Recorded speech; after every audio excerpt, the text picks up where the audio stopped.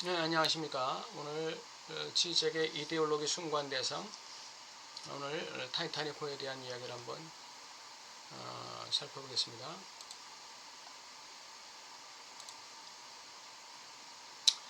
증상으로서의 타이타닉, 실제로서의 향유. 미래를 향해 우리 자신을 추월하는 것과 이와 동시에 과거를 소극적으로 수정하는 것 사이의 변증법. 미래를 향해서 우리가 우리 자신을 추동해내는 것, 과거를 소극적으로 수정하는 것, 운괴슈엔 마컨이죠. 있었던 일을 없는 것으로 만드는 것. 다시 말하면 과거의 충격적 사건에 대한 소극적 수정. 그 사이의 변증법은 다시 말해 실수가 진리의 내재적이고 오인이 실존적 존재론적 차원을 가지게 된다는 변증법. 이거는 한계를 갖고 있다. 한계를 갖고 있다는 것은 무슨 말일까요?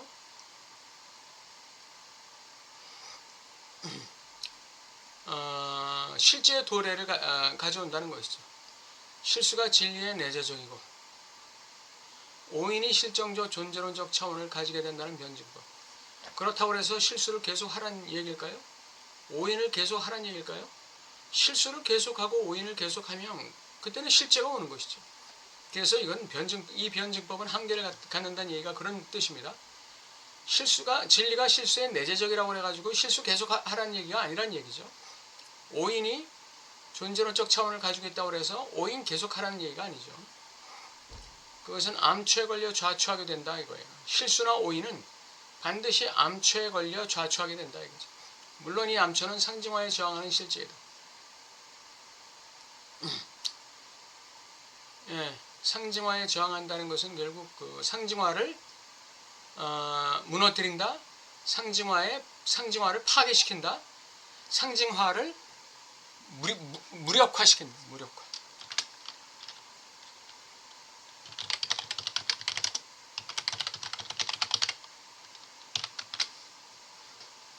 상징계를 무력화시킨다 이렇게 얘기할 수 있습니다.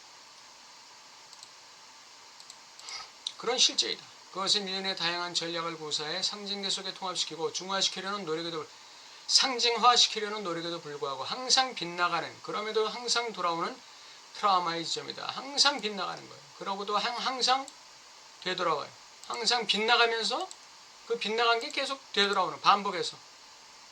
락강의 가르침의 마지막 단계에서 볼 때 그 트라우마의 지점은 정확히 향유의 실제적인 중핵으로 간주되는 증상이다. 향유의 실제적인 중핵으로 실제로서의 향유로 간주되는 증상이다. 증상이다. 실제적인 중핵으로 간주되는 증상이다. 뭐가? 트라우마의 지점이 그렇다. 다시 말해 의미 부여를 통해 길들이고 교화하고 해체하려는 모든 시도에도 불구하고 잉여로 잔존하고 되돌아오는 증상, 그게 바로 트라우마의 지점이다. 이게 바로 실수의 지점이고 오인의 지점이다 이거죠. 락강의 증상 개념에 대한 강조점이 이런 식으로 이동하는 걸 예를 들어 볼 때 오늘날 소위 말하는 난파선, 타이타닉을 볼 수 있다. 타이타닉의 침몰은 트라우마적 효과를 갖고 있었으며 하나의 충격이었고 불가능한 일이 일어난 것이었다. 침몰할 수 없는 배가 침몰한 것이었다. 하지만 요점은 정확히 충격적인 사건으로 침몰이 제 시간에 일어났다는 것이다.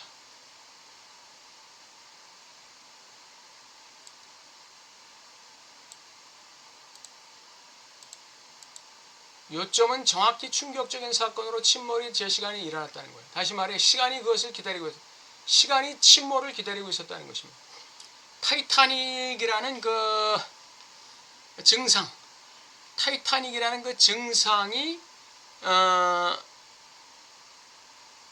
그 시대적 증상이 침몰할 것임을 시간이 기다리고 있었다는 거예요. 시간이 미리 기다리고 있었다는 것입니다. 침몰이 실제로 일어나기 전부터 그 자리는 항상 이미 환상 공간 속에서 그것을 위해 타이타닉호를 위해 열려 있었어요. 그리고 예비되어 있었던 거예요. 타이타닉의 침몰을 위해서 이미 실제 속에서 그 최고의 상징계인 타이타닉호를 붕괴시킬, 침몰시킬, 그 무력화시킬,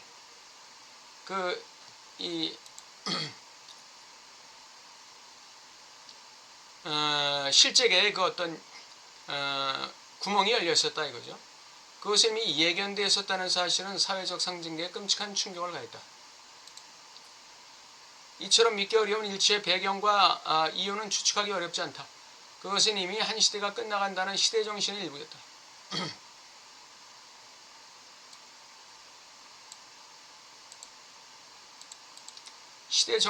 시대정신으로서의 증상이에요.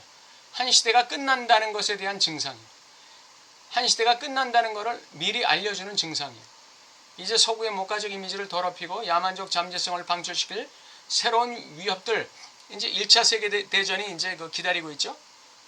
그리고 공산주의, 혁명들이 기다리고 있고, 노동운동, 민족주의, 반유대주의 전쟁의 위협이 사회 속에 퍼지기 시작할 것이다. 만일 세계의 전환점에서 그런 시대의 종말을 형상화하는 현상이 있다면 그것이 바로 대서양을 횡단하는 타이타닉이다.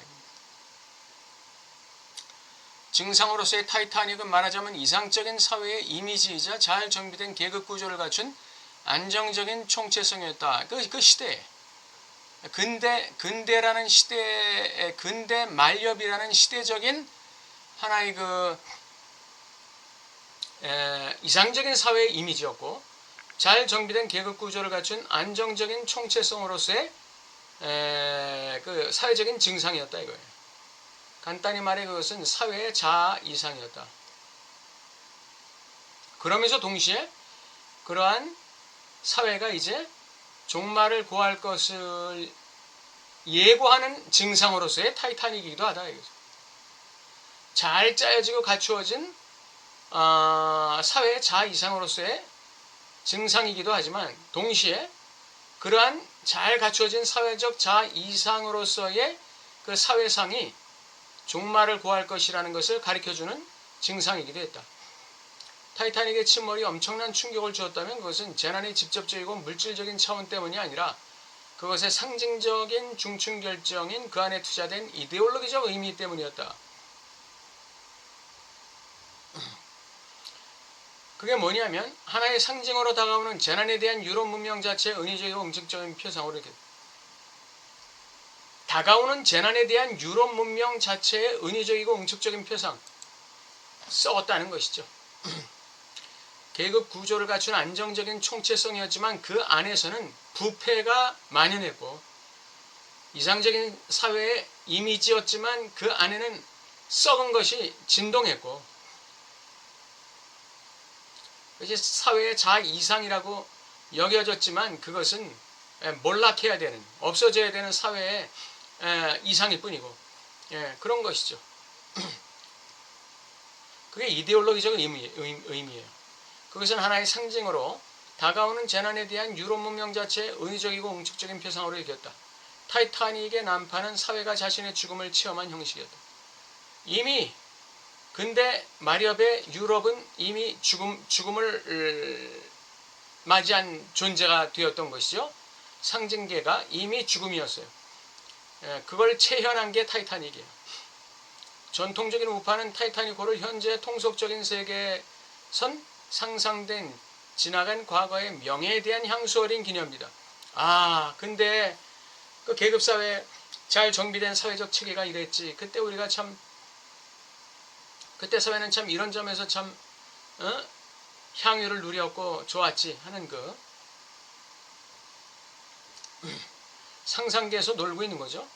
좌파 입장에서는 타이타닉의 침몰은 경직화된 계급사회의 무기력함에 관한 이야기. 근대 말엽의 서구 유럽이라는 것은 썩을 대로 썩어서 그건 붕괴할 수밖에 없어 하는 것이 바로 좌파의 입장이죠. 문제는 그것이 전부가 아니라는 것이에요. 이건 지금 우파에서 상징화시킨 거고 좌파에서 상징화시킨 건데 문제는 그게 다가 아니라는 거예요. 타이타닉호의 수중잔해를 촬영한 사진들이 발휘하는 무시무시한 매혹의 힘은 어디서 오는 것일까? 매혹의 최후 수단은 표상, 이미지가 아니라 그 관성적 현존에 있다.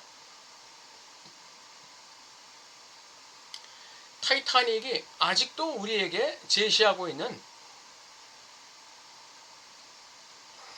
실제적인 그 실제적인 아직도 그 해석되지 않는 어떤 그 현존에 있다는 것이죠. 타이타닉호는 락강적 의미에서 보는 사물이다. 소름 끼치는 물질적 잔여물이고 불가능한 향유의 물질하다.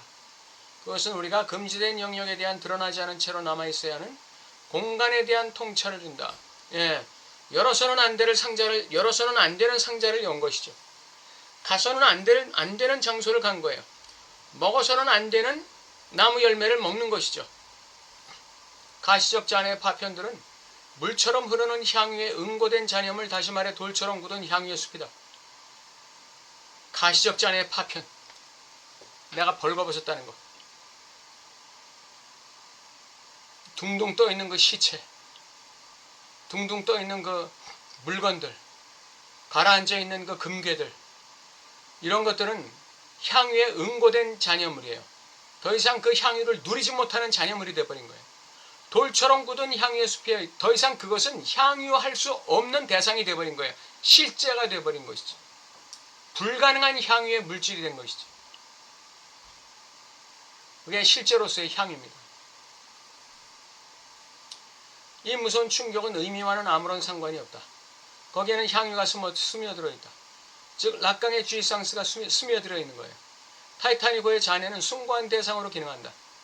그것은 우리에게 어떤 이 숭고함을 주는 것이죠. 어떤 의미를 줄 수도 있어요. 우리가 의미를 만들 수도 있어요. 그러나 그것은 우리가 알 수 없는 어떤 숭고함을 지각하게 만드는 것이죠. 불가능한 사물의 위치로까지 고양된 물질적인 실정적 대상이다. 아마 타이타닉호의 은유적 의미들을 분명히 하려는 시도들, 의미화하려고 하고 상징화하려는 시도들은 단지 사물의 의미를 부여함으로써 상징적 지위로 축소해버리는 거예요. 타이타닉호의 침몰, 그 부유물들, 그 소름 끼치는 물질적 잔여물들, 그걸 갖다가 상징계에 포섭하려는 시도에 불과한 것이죠. 그래서 무시무시한 충격을 회피하려는 시도에 불과해요. 의미가 그 현존의 무시무시한 충격을 어둠 속에 빠뜨린다. 상징화하는 게 중요해요. 상징화하는 게 중요한데 그 상징화하는 것이 실제에 대한 도피로서, 실제의 그 충격에 대한 도피로서의 상징화가 되어서는 안 된다 이거죠. 그게 다른 그 분파 정신분석에서 얘기하는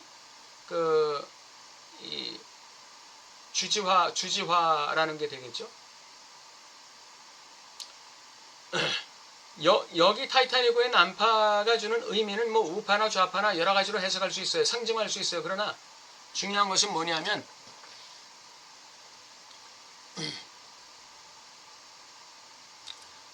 금지된 영역에 대한 드러나지 않은 채로 남아있어 하는 공간에 대한 통찰. 이것이 제일 중요한 의미입니다. 여기에 도전하게 되면 금지된 영역에 들어가고자 하면 반드시 실제가 온다는 거예요. 난파가 온다는 것이죠. 파멸이 온다는 것이죠. 향유의 금지가 온다는 것이죠. 그게 증상으로서의 타이타닉이에요. 그 옛날 그 바벨탑을 쌓아서 하나님의 심판을 피하고자 도전했던 인간들에게 내려진 이 실제, 그게 뭡니까? 언어의 분열을 통해서 민족이 분열되는 것이죠. 그러한 실제가 온다는 거예요.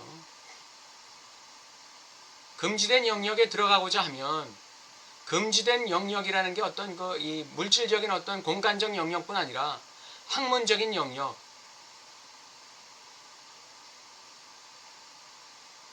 영적인 영역, 이런 게 다 금지된 영역이에요. 그런 금지된 영역에 어거지로 들어가고자 한다면 반드시 실제가 도래한다.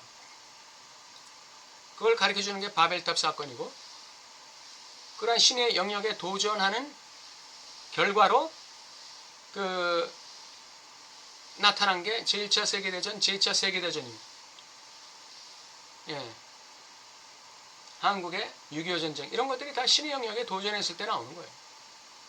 실제는 반드시 온다. 시간이 기다리고 있다. 시간이 멀리서 미리 기다리고 있다는 것이죠. 오늘날의 타이타닉이 뭔지 한번 우리가 생각해 봤으면 좋겠습니다. 오늘날 우리가 침범해서는 안 되는 영역에 침범하려고 하는 그런 시도가 내 개인적으로 또 이 사회가 우리 국가가 지금 세계적으로 어떤 그런 증상들을 지금 나타내고 있는가. 그걸 보면 우리가 개인적으로 우리를 기다리고 있는 실제가 무언지를 볼 수 있고 가정적으로나 사회적으로나 국가적으로나 세계적으로 다가오는 실제가 어떤 것일 거라는 것을 어느 정도 알 수가 있는 것이죠. 오늘 증상으로서의 타이타닉 여기까지 하겠습니다. 다음 시간에 또 뵙겠습니다. 감사합니다.